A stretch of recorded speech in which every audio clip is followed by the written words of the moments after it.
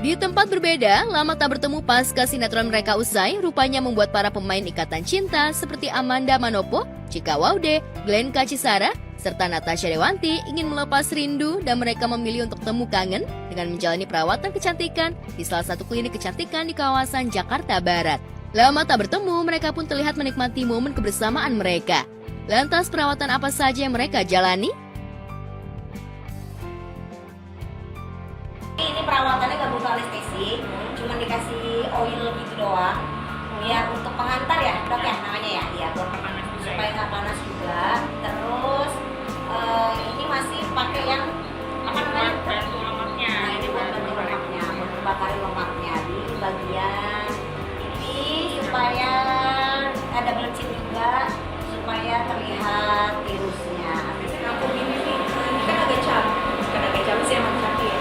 Kali ini berapa kali untuk perawatan ini biar terlihat hasil? Nanti kalau kita udah dicapai yang udah bagus nih gitu, nah boleh diulangi lagi 8 bulan sekali.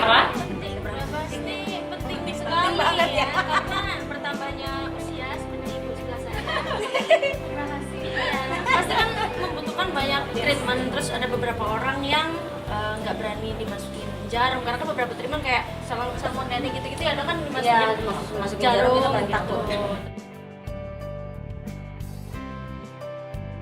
Ya, sebagai public figure, mereka memang harus menjaga kecantikan dan penampilan agar tetap terlihat mempesona saat tampil di hadapan publik. Tak heran mereka selalu menyempatkan untuk menjalani perawatan. Di antara pemain yang lain, Amanda lah yang memang rutin menjalani perawatan meski penampilan Amanda kini sudah jauh berbeda dan lebih terlihat cantik. Lantas benarkah Amanda sempat merasa insecure dengan penampilannya yang sekarang? Yang paling jarang ya. Sama banget lagi. Tapi sebulan sekali karena memang perlu banget perawatan buat wajah kita. Apalagi kita tampil di layar kaca ya, di depan kamera ya, harus memberikan yang terbaik juga. Mama berapa ya? Mama sebulan Mau berapa? Kita Iya rata-rata sebulan sekali. Rata-rata sebulan sekali. Lah, semua perempuan pasti kan pernah lah skin barrier rusak karena kebanyakan kepakean skincare, coba ini, coba itu, beruntusan ya, beruntusan. Terus habis itu ada perempuan kita pasti mengalami ada PMS, bikin jerawat segala macem. Nah, kan kadang-kadang itu yang bikin keganggu, apalagi kalau kita lagi syuting kan. Lah, kan yang dijual kan muka, apalagi mau dijual kan. Jadi ya pasti ada merasa insecure lah kalau misalkan kamu nggak kenapa-napa. Jadi kalau misalkan ada selang waktu yang lumayan banyak, pasti langsung datang ke sini untuk melakukan treatment gitu. Tanya aja saya untuk masalah nominal gitu sensitif banget kayaknya ya.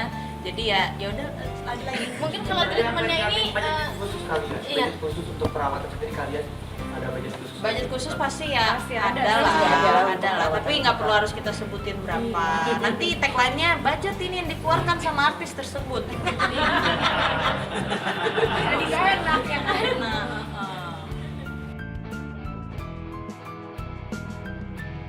Meski Amanda sekarang sudah terlihat lebih ramping dan cantik, namun nyatanya Amanda merasa insecure di bagian wajah, terutama di bagian pipi yang terlihat lebih cabi. Amanda pun memilih untuk menjalani perawatan agar pipinya tak terlihat cabi.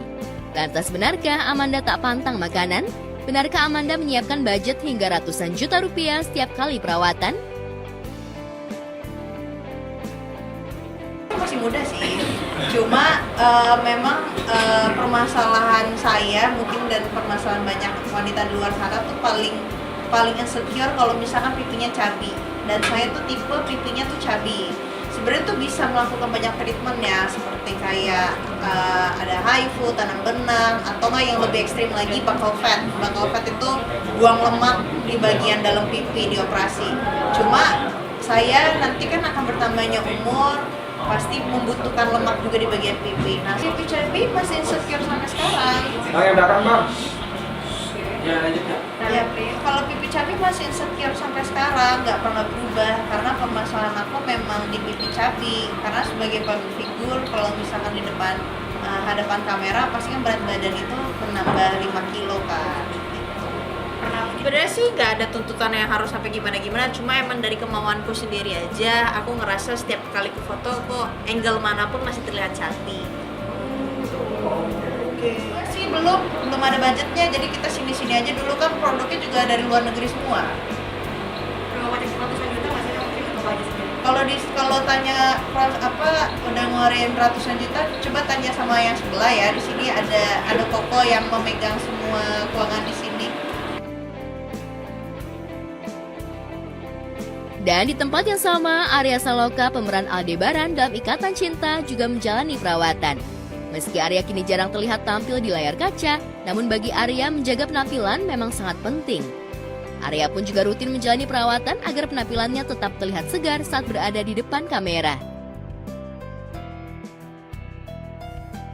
Iya, kalau memang pas tepat dibutuhkan ya pastilah. Sering apa itu tergantung kegiatan sih Mbak. Jadi kalau kegiatannya kayak ini yang mau saya lakukan nanti bisa 1 bulan lebih, ya setelah itu pastinya, gitu loh. Setelah itu ya, kalau dibilang sering nggak kayak minum obat ya. Dibilang seminggu sekali juga enggak, ya sebulan sekali sih pasti ada, gitu-gitulah. Apakah sebulan 2 kali itu juga tergantung. Gitu. Yang penting ingat aja ada tubuh yang harus dirawat. Gitu.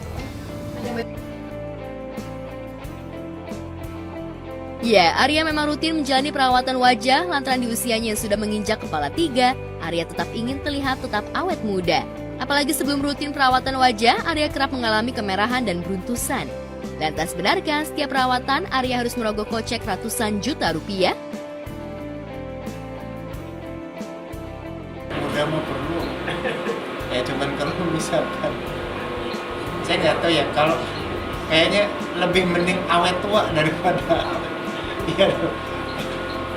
Ada yang orang di umur 20-an udah mukanya udah kayak umur 40-an gitu kan, tapi di saat umur 40-an mau ke 60-an mukanya sama.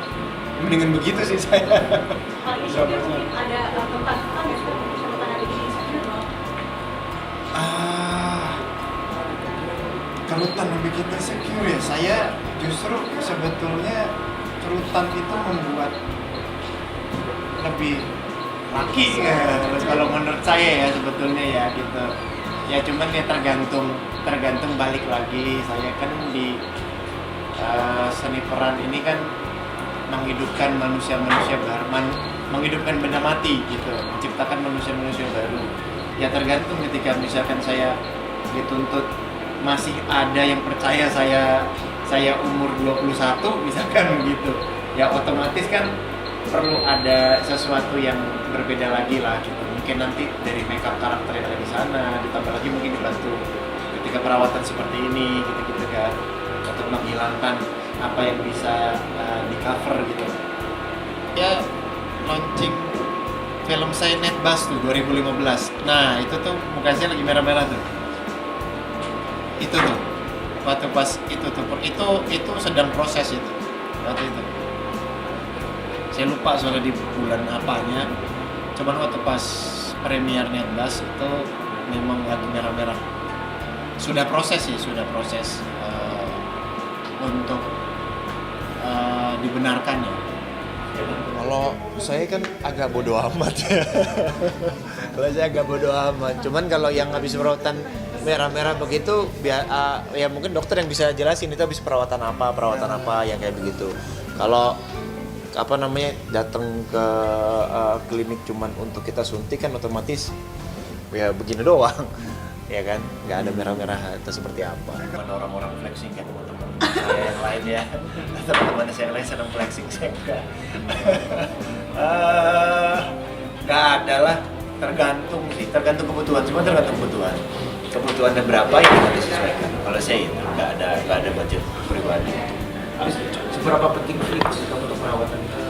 Penting kan, tubuh ini kita titipan ya, masa titipan dari Tuhan kan kita rawat. Mau kita balikin dengan keadaan yang jelek gitu kan. Ya selain rawat memang ada hal yang bisa kita rawat, ditambah lagi kan kalau tubuh ini bisa dengan ketika kita mau ibadah, mau sholat, khusus saya gitu kan, dengan air wudhu tentunya gitu kan, dengan kita air wudhu setiap harinya itu baik lah pasti. Karena aja apa yang bisa kita tampilkan sederhana ya kita sederhana.